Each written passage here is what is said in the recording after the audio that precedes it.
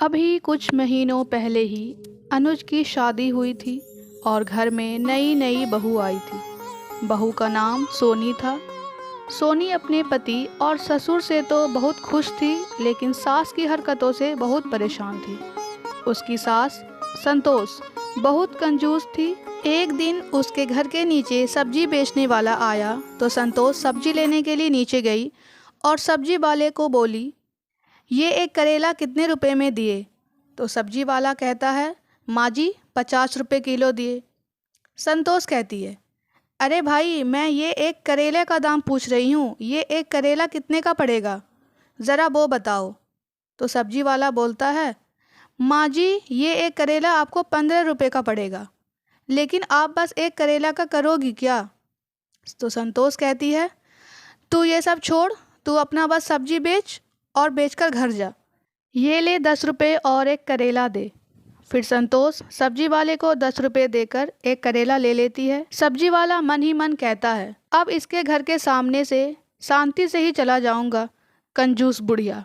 और फिर वो चला जाता है। संतोष घर आती है और अपनी बहू को आवाज़ देती है, ओ सोनी, कहाँ हो, यहाँ आओ। सोनी आती है और संतोष उसे एक करेला देती है और कहती है, ये लो करेला, इसकी सब्जी बनाओ, आज रात का खाने के लिए हो जाएगा। तो सोनी कहती है, माँ जी ऐसे कैसे चलेगा, एक करेला में हम 4 जन कैसे खाएंगे? तो संतोष कहती है, क्या तुम्हें नहीं पता कि घर को कैसे चलाया जाता है? इतनी महंगाई में घर चलाना कितना मुश्किल है, तुम्हें क्या पता? तो वहाँ उसका ससुर आता है और कहता है, बहू एक कप चाय बनाओ। तो उसकी बहू बोलती है, मैं बना तो दूँ, लेकिन घर में चीनी ही नहीं है। संतोष कहती है, कहाँ ख़त्म कर दिया है तुमने सारे चीनी? अभी 10 दिन पहले ही तो मैंने तुम्हें चीनी का कोटा दिया था। जाओ स्टोर रूम से चीनी का डब्बा लेकर आओ, मैं तुम्हें अपने हाथों से चीनी दूंगी। तो उसकी बहू स्टोर रूम से चीनी का डब्बा लेकर आती है और संतोष उसे सिर्फ 10 चम्मच चीनी देती है और कहती है, ये लो, अब इसे 15 दिन चलाना होगा। सोनी कहती है, माँ जी ये 10 चम्मच चीनी तो 3 दिन भी ठीक से नहीं चलेंगे और आप इसे 15 दिन चलाने की बात कह रही हो। और ये सब संतोष का पति देख रहा था। तो वह कहता है, अरे संतोष, क्या करोगी इतने पैसों को रखकर?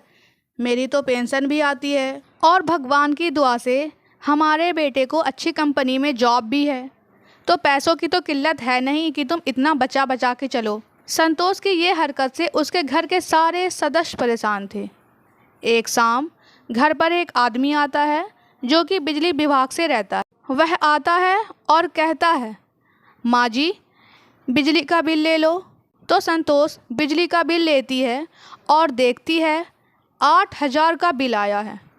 तो वह तुरंत अपनी बहू को बुलाती है और कहती है, सोनी, तुम्हें बहुत गर्मी लगती है ना, जो दिन भर एसी चला के रखती हो, ये देखो पूरे 8,000 का बिल आया है, देख रही हो ना?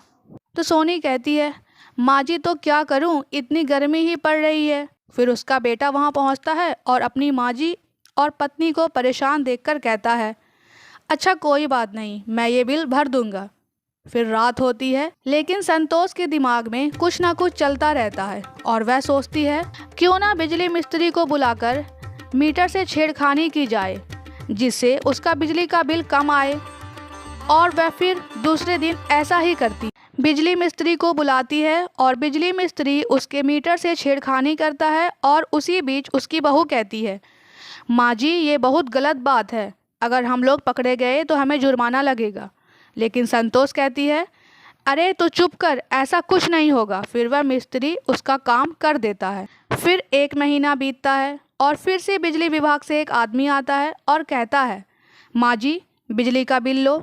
तो संतोष भागी भागी दरवाजे के पास जाती है और वो आदमी कहता है, वाह माँ जी, इस बार आपने तो बहुत बिजली बचाई है, मात्र 500 का ही बिल आया है।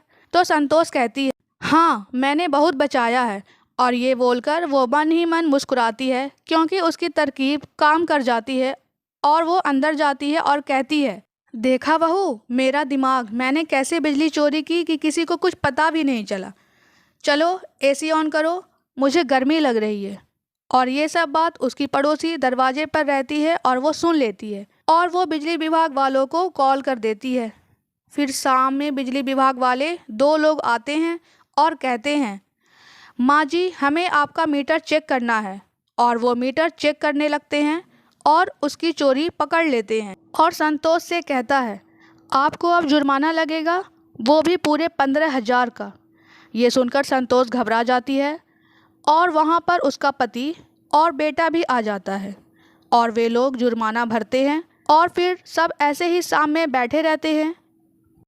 तब संतोष का पति उससे कहता है, देख लिया ना तूने, तेरे हद से ज़्यादा कंजूसी और चोरी करने का परिणाम कि हमें 15,000 का जुर्माना चुकाना पड़ा। तो संतोष सिर्फ हाँ में सर हिला देती है और कहती है अब से वो कंजूसी बिल्कुल भी नहीं करेगी। इस कहानी से हमें यह सीख मिलती है कि बेईमानी और कंजूसी का परिणाम दुख और नुकसान ही होता है। ईमानदारी और न्यायपूर्ण रहना हमेशा सही और सच्ची सफलता की ओर ले जाता है।